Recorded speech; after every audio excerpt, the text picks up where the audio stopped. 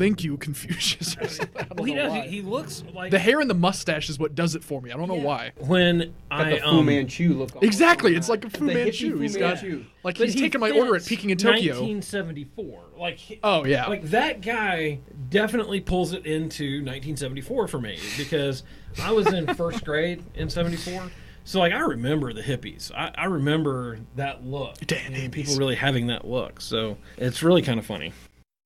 Inside this room, all of my dreams become realities, and some of my realities become dreams.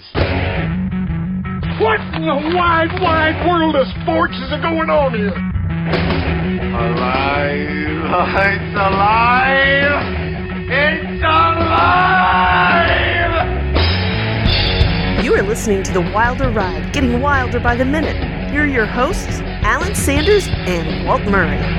And welcome back to The Wilder Ride, Getting Wilder by the Minute, a podcast where we are breaking down and we celebrate the films of Gene Wilder 1 minute at a time. I'm Alan Sanders. And I'm Walt Murray. And our film, if you haven't figured it out by now, we are launching into Young Frankenstein and bringing back a young member of our guest audience. We have, back in our studios, we've got Matt Gray. Welcome That's back. right. I'm back despite the controversy. I'm back. Thanks, sir. Thanks for coming back. I appreciate Of you course. allowing the doc to come in the last couple of days in your stead. I had to make room for an educated man, I Yeah, suppose. he lended some credibility, so you've got some big shoes to fill right I'm now. not going to fill those shoes. You're not gonna, I was going to say, this is almost a study in contrast, because we've had About to kind of say. the educated, smart, brilliant person, and then now And you're one of his back. patients, most likely. He's not a psychiatrist. Oh, my bad. So where we last left off, and Dr. Ryan yesterday was quick to point out that even though all the medical information, all of the what's written on the board, even the way the classroom is set up, the lecture, even the smart aleck student, all of that was credible until this experiment actually went live. Yes, and as soon as he need him in the nuts, I guess everything kind of goes out the window. Now, he makes an interesting comment here. It's the first time we actually see Gene Wilder kind of like his character is okay sort of shouting. He gets a little louder and louder, something that will become a motif through the rest of the film. But he makes a comment that I don't understand. He says, if we didn't have this constant stream of connectivity, of this communication along our nerves, we would collapse like a bunch of broccoli. Which, that Have is you such ever a strange seen broccoli? choice. A very stable vegetable. Yes, it is. Not one known to collapse. It's a stalk. It's a fairly firm stalk. In fact, Yeah. if you don't cook it for a while, it's crunchy. Yeah. It stays rigid. And maybe that's what he's thinking, or whatever. I mean, is that what's supposed to be funny about it? Because, I mean, broccoli, unless you've cooked it, well, overcooked it, it's not going anywhere. Right, no, it's very solid and firm. If I take a stalk of broccoli and I kind of like set it there and I move my hands, it's still sitting there. It doesn't melt Crumble. and fall on itself and turn into Jell-O. Yeah, you would have thought like a bunch of spaghetti or a bunch of... He had an infinite amount of examples to use, and he used broccoli. He used broccoli. He used broccoli of all why the things. broccoli? Yeah. And nobody questions it. Not You a know, single, just, single yay. person like that. Brilliant, brilliant. They don't even worry about poor old Reverend Johnson, who's having basically he's crying on the gurney. And they're wheeling him out, and it is hilarious that he pulls that clamp off, and he just immediately, collapses, and all. It was like all of the nerve input was just waiting for that clamp to be removed, and then it all hit him at once. But doesn't that not even make sense? He's talking about if I block the nerves, it keeps you from being able to react. Then he says, by the way, without that, you would collapse like a bunch of broccoli. But it's only when he reestablishes the nerves by taking the clamp off that the guy collapses. Yeah, it makes no sense. No, it's Once again, the science completely- goes out the window. Yeah. It's 180 degrees out of phase from everything we had earlier this week, where everything was the description of the biology of the brain, the layout of the classroom, the lecture circuit, even given the fact that it's an older guy. That's the one thing Dr. Ryan said is it's usually another student that's the volunteer. But he said everything looked pretty much like what he expected. Yeah, pretty normal. Then all of a sudden we get here and it's like, what's going on? Yeah. all sanity and reality starts to push out the window. Foreshadowing, I would say. I would say foreshadowing. Something I'm going to ask you, Matt, if you picked up on this. When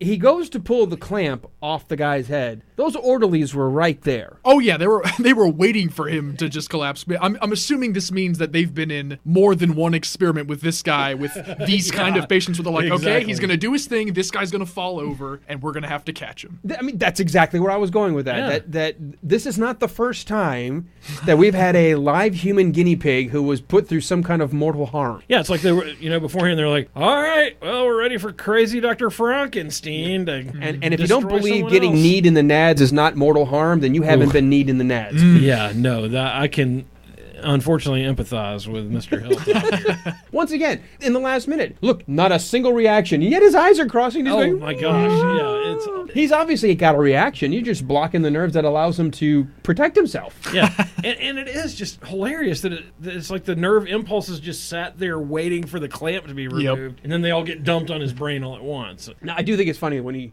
they get him on the gurney, and before he goes back to the classroom, he's like, give him another $1. Give him another $1 for his troubles. Now, granted, it was 1974. Oh yeah, but even adjusting for then, inflation. $1. if you adjust for inflation, it was like, give him another, $5. And maybe $10. That's it. Worth it. I'm sorry. I'll do a lot for money. I'm not. $10 is not enough to get voluntarily kicked in the nethers. Well, and it was almost like, well, another $1 will make this one okay. Yeah, give him an extra $1. $1 and he'll be fine. You'd be good to go. And then I was like, yes, sir, no problem. Yeah. And then they wheel him out, and one of the orderlies stays, and Dr. Frankenstein, gosh, even now I'm getting messed up. Dr. Frankenstein hands him his jacket, and he just throws it, the orderly throws it over his shoulder, and just stands there like he's waiting for the next instructions. Yep. Right. Well, So- he didn't use the gong to send him back out. I don't know how the other guy knew how to leave. Yeah. Because it's amazing that those guys were prepped in the hall waiting, because when that gong goes off, boom, they're coming in the door. Here they come. All right, let's move this along in this minute. So they're wheeling out poor Mr. Hilltop. He's hurt. He's in grabbing his pain. jewels. And He's all writhing on the table. His knees are all kind of buckled up and his feet out. They get him out of there, and now our character here, Dr. Frankenstein, goes back to wash his hands. again, with the hand washing, I don't know what that's all He about. didn't write anything on the board. No, didn't write anything on the board. I don't even really think he touched the Mr. clamp. Yeah, he touched the clamp. He put his arm around Mr. Hilltop, but that's about it. You know, he wasn't doing. It seems like he washes his hands when he's done with something. Like he washed his hands after he was done writing on the board, and then he got finished with the experiment, and he washes his hands. It's almost like he's like, and now I'm done, and I'm gonna clean myself. You know or what? something. And that's Washes a his really hands. good catch, because I think the first time he does it is when he's being questioned about his heritage, and he wants to wash himself of that. He wants to wash himself of any culpability brought up about how he treated the mental patient. So maybe that's it. Maybe that's his version of I wash my hands of this. Done with it. I'm done. Well, Brainy Smurf decides to get himself back up into his little smarmy, snide kind of questioning mode. And this is even worse than before. This is really a very high-pitched voice, very sarcastic and smarmy and irritating. And, you know, like Dr. Ryan said, we all know this guy. You know, we've all been in class with this guy before. There's the smart aleck where everybody's just rolling their eyes and someone's like, can someone just hit him in the back He of the starts head? his sentences with, well, actually, and you go, oh, boy. Oh, that one. How about you come up here and I'll need you in the nads? We need another experiment. His tone. Okay. I've got kids, Walt, you've got kids. That tone, if you explain to a judge why you needed to corporally punish your children and said, let me just explain how he addressed me, judge would be like, oh, you're good. Yeah, there's no jury that would Isn't convict it you. true? It's like, oh, here it comes. The self-righteous, I'm going to show you how smart I am. I'm going to catch you. Hey, isn't it true? Shut up, hard. Yeah, well, it was. You just want to say, "Hey, screw you, jackass!" I mean, this guy is so annoying.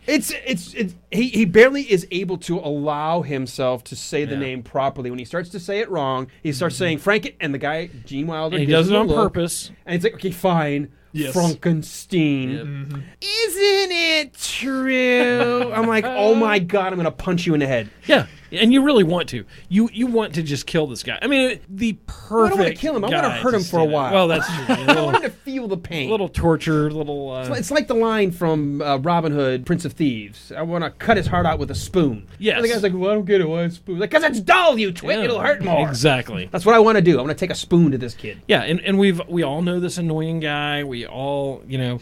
And You looked at me. Why did you do that? Yeah, well, I mean, I was. You were looking right at me as you he's said that. right there. Here's that annoying guy. Yeah. So, Hey, Matt.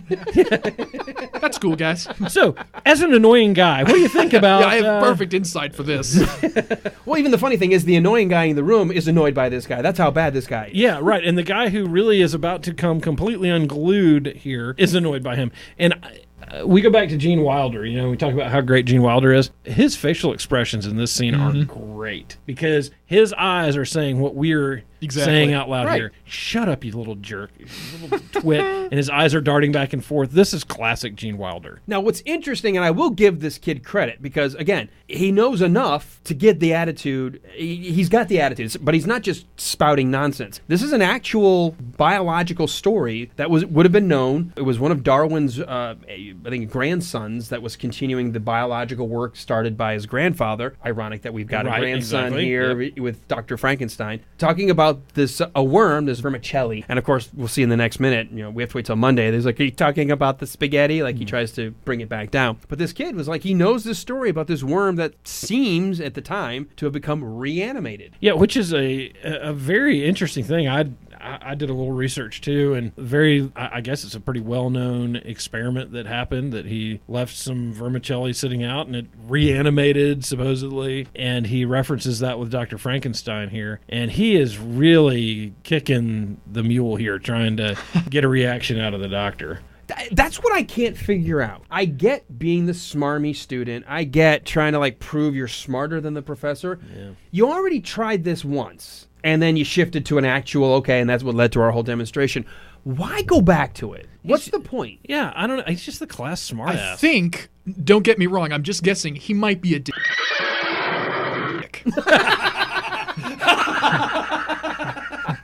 You may be onto something. I think. That's a theory of mine that I'm working on. Yeah, and I don't think he's a plant. We don't see him later on in the movie. He's just a jerk. He is. He is grade A jackass right here. He really is. You know, I think that's the perfect phrase you used. He is. Yep, you nailed him.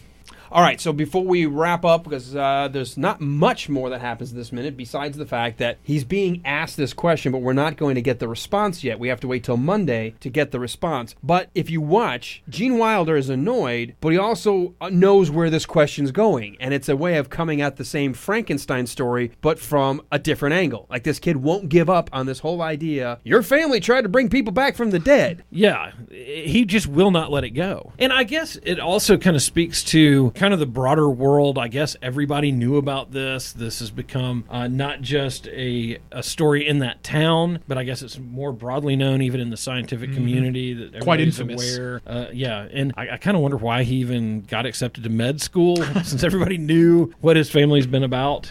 But it does give some interesting insight. And this is way pre-internet. So these guys, this is known because of word of mouth or newspapers. I mean, this is you had to have been well known for these students to have picked up, because who goes and researches their professor? Yeah. Well, and particularly I have in the no days idea before what the any of internet. my professors would have either written or their thesis. The only one I know was one professor, because he used his thesis as the book that we had to use for class. So we actually had the textbook written by the professor. I was like, well, I guess I got to read this one. Yeah. There's no getting around that one. Pay $80 for it. But you also had those professors like, oh yeah, you got to take this guy. This is an easy A. Well, you got to take this guy. He reanimates dead life and brings it back. I mean, hey, you want to have fun? Go ask this guy about his grandfather. Yeah. He loves that. He loves when you do that. He loves the maybe smarmy. Maybe the kid was rushing for a fraternity, and this was what he was. This was his challenge. Zeta, Alpha, Beta. Got to ask the professor about his granddad. Yeah, his Delta, med Delta, school. Delta. Can I help you? All those med school fraternities. I'm about to say well-known med school fraternities. Yes. Phi Beta Gamma. I have no idea. I just made that up. That's pretty good. Yeah. Delta, Delta, Delta. What was the one from Revenge of the Nerds? Oh, the lambdas. Tri-lambs. Yeah, the tri-lambs. Yeah. Why would, of course, we would know that. Yeah, we don't that know anything we about know. medical school. We had to bring the doctor in. But we know all about Revenge of the Nerds. We got that down. Not Anthony Daniels. That's C-3PO. What was his name? C-3PO was not in. It's Anthony what? Anthony... Top Gun. He was right. in I keep ER. Anthony Perkins. No, it's not Anthony Perkins. The Psycho. Oh my gosh! I can't believe I can't think of his name. Revenge of the Nerds. It's Anthony. Oh Hopkins. my God! I got to cut all this out. Anthony Edwards. Anthony Edwards. Thank you. Yes, Anthony Edwards was who we're Playing looking Gilbert. for. Gilbert. Yep. He was also in Top Gun and then ER. Like you said, ER. That's where he really gained a lot of credibility. Yeah. Started losing his hair too. Yeah. That always adds credibility. How did we get on Anthony Edwards?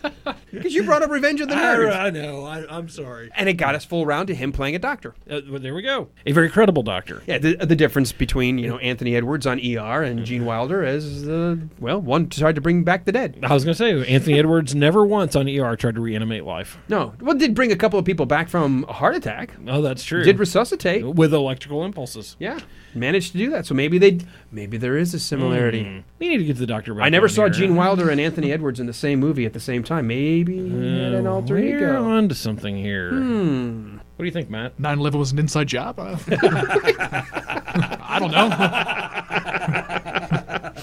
That's thewilderride.com/ The truth about 9/11. The truth is out there. And Flat Earth. Flat Earth. Obviously. We're getting all the good ones here. Reanimation of life, flat Earth. And Do you think the flat earthers get really upset with Elon Musk when he put the Tesla in orbit around the Earth and we saw that it actually went I'd around? be furious. I love how it said "Don't panic" inside Don't panic, yeah. the car. That's great. If you're a fan of, are you a fan of the Hitchhiker's Guide to the Galaxy? Have you ever read them? Of it, but I haven't seen. It wasn't a book as well. It was a book first. movie. And I'm about to say, Yes, it was. there was a Yes, it movie was. based on a book, right? Yeah. Right. But I've never seen the movie or read the book, but I know it's very famous. I love it. Don't panic and always keep a towel. Yes. Yeah, I was not a huge fantastic. fan of the book. Really? Yeah, no, One of the first times I ever found out that a book can make me literally laugh out loud. I'd be in the middle of reading it and then burst into laughter because it was so funny. I think when I read it, I just didn't get it. Would you read last week? That's what I was about to say. Maybe when you were younger. No, I didn't. I really didn't read it until I was in my 30s. So I would highly recommend if you've got a sarcastic side and you like just that British humor. The Douglas Adams. I'm not it's sarcastic, Funny, so right? Says that sarcastically. All right, Matt. Well, hey, thank you for coming back. Of course, anytime. You started the week, and so you are our bookends. You started the week and you Yes. ended it.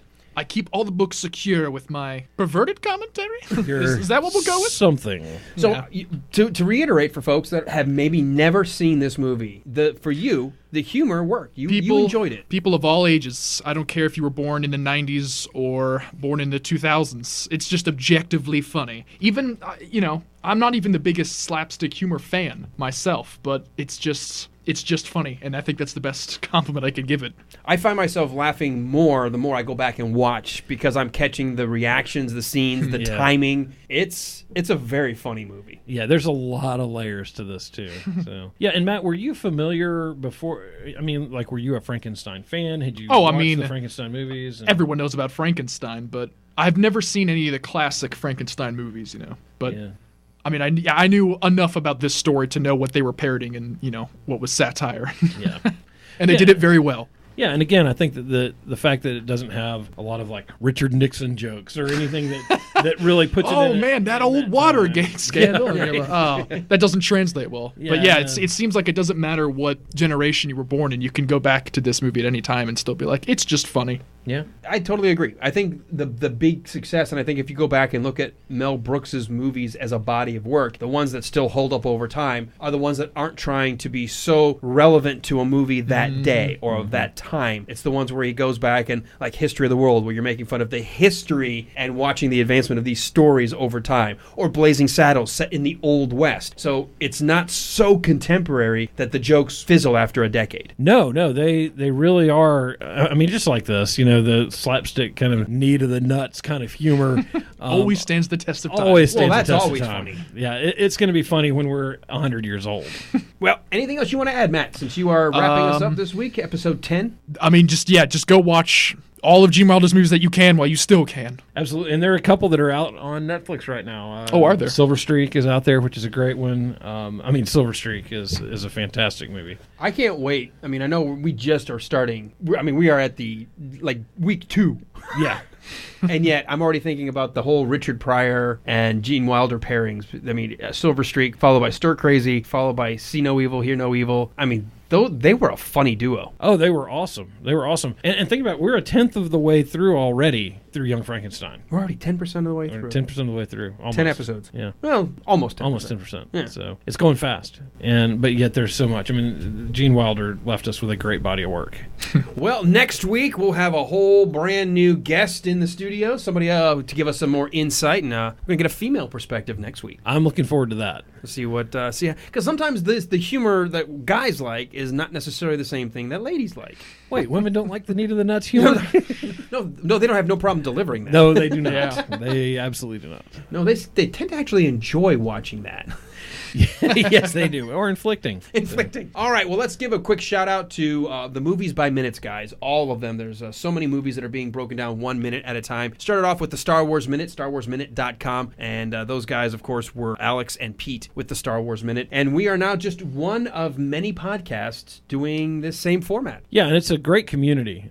These guys have been real helpful to us as we've gotten going, helped us to avoid some pitfalls, and given us some great advice. So really do appreciate that whole community and all those guys out there. And I would definitely encourage you to go check out some of those other Movie by the Minute podcasts. And that group that's out on Facebook, the Minute Makers and Listeners Movies by Minute Master Group, is the one to join if you're thinking of doing your own podcast. We've gotten a lot of good feedback. It's a very active Facebook page. You do have to apply to it because it's a closed group, but once you're part of it, you can ask a lot of technical questions. You can ask a lot of just philosophical questions about your own Movies by Minutes podcast. And we're going to have some of those guys joining us here over the next few weeks, so definitely want to tune in for that. Yeah, very supportive community. Very happy to not only have the number of people who have reached out to us that said, hey, if you're looking for a guest, we didn't really have to try too hard to book the rest of these minutes. No, they've been great. And it is, it's funny because it is not a competitive group at all. It has been a very supportive group. Everybody really wants these movies by the minute to be well done, to be a professional organization. So take some time, listen to some of those other groups. And what are some of the ones that you've enjoyed listening to so far? Love the Indiana Jones Minute guys. Those guys are fantastic. The Star Wars Minute guys are hysterical. I have enjoyed listening to some of the Impossible Minute, but I really want to check out the Rocky one because he was making a comment the other day. He goes, I've only got 6 of these to go through. So yeah, it's actually more if you count Creed as part of the Rocky franchise now because they've got Creed 2 coming out. That's right. Yeah, I've just subscribed to that one. I'm going to try to listen to some of that this week. But I'm really enjoying the Indiana Jones by the minute. Those guys are hysterical. And I am going to sign up for the Alien Minute because I heard from a more academic perspective, and I love Alien and Aliens. As far as I'm concerned, as far as a franchise, you only have to worry about those 2 movies. The rest, you can do if you want to for an academic pursuit, but really there's only 2 movies. And I've heard nothing but good things about that one. It was recommended to me. It said if you like Alien or Aliens, that the Alien podcast is by minute is very, very good. Yeah, somebody had sent me a note this week and said I need to check that one out, so put that on my list. All right, well, and of course we want you to be looking at our site too, so thewilderride.com. Go out, check out our website. It's got links to all of our social media. Again, want to